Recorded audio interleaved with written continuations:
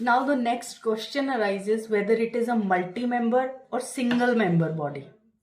In 1950 till 15 October 1989, it's a single-member body, constitutes of chief commissioner only. फिर उसके बाद 16 अक्टूबर 1989 में प्रेसिडेंट ने 2 इलेक्शन कमिश्नर अपॉइंट किए in order to cope with the increased workload on account of lowering of voting age from 21 to 18 years.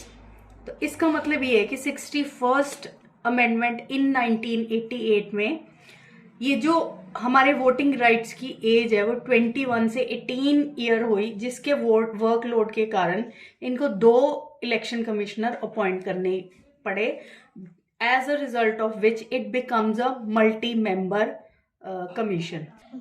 फिर in January 1990 multi-member body reverts back to single-member body due to abolishment of 2 posts of election commissioner.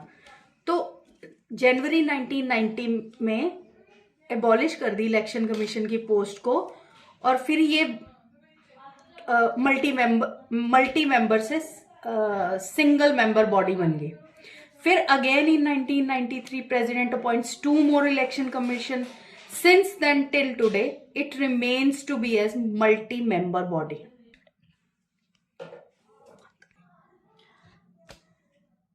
The next topic is कि हम conditions and service of election commission पढ़ेंगे, जो according to election commission act 1991 के according होगा, जो contain करता है कि जो चीफ इलेक्शन कमिश्नर और इलेक्शन कमीशन है वो पार होती हैं सुप्रीम कोर्ट जजेस की, receive equal salary allowance which are similar to those of the Supreme Court जजेस. फिर है in case of difference of opinion, तो ये डिस्प्यूट डिसाइड होता है with the majority of the commission. Tenure इनका होता है या तो 6 years या 65 years of age, whichever is earlier. At the same time, they have the right to resign at any time by writing to the president. As we have already studied that it's an independent body, then how can it be proved that it is an independent body? तो ये prove होता है as they are removed according to the procedure accepted for the removal of Supreme Court जजेस. तो जो supreme Court जजेस के removal का प्रोसीजर है वही यहाँ पे इनको रिमूव करने के लिए अप्लाई होता है. एज द सुप्रीम कोर्ट जजेस removal is not as easy, तो इसलिए ये इंडिपेंडेंट बॉडी है, क्योंकि इसमें 124 क्लॉज 4 का सेम प्रोसीजर फॉलो होएगा, विद द स्पेशल मेजॉरिटी इनका रिमूवल होएगा. फिर service conditions of chief election commission can not be varied to their disadvantage. And then election commission और रीजनल इलेक्शन कमीशन है वो except on recommendation of chief election commission के बिना remove नहीं होंगे. इसका मतलब ये है कि सिक्योरिटी ऑफ टेन्योर जो चीफ इलेक्शन कमिश्नर को प्रोवाइडेड है is not provided to the EC. तो इससे ये प्रूव होता है कि ये एक इंडिपेंडेंट बॉडी है. अब इसके इलेक्शन कमीशन में फ्लॉज भी हैं, वो हम कैसे प्रूव करेंगे कि कॉन्स्टिट्यूशन ने ना इनकी कोई एजुकेशनल क्वालिफिकेशन, एडमिनिस्ट्रेटिव क्वालिफिकेशन या जुडिशियल क्वालिफिकेशन रिक्वायर नहीं की है इनको अपॉइंट करने के लिए. फिर उन्होंने कॉन्स्टिट्यूशन ने इलेक्शन कमिश्नर की कोई टर्म स्पेसिफाई नहीं की. फिर उसके बाद इन्होंने ये भी नहीं मतलब इनको डी बार नहीं किया कि इसका मतलब ये है कि ये फर्दर अपॉइंटमेंट ले सकते हैं.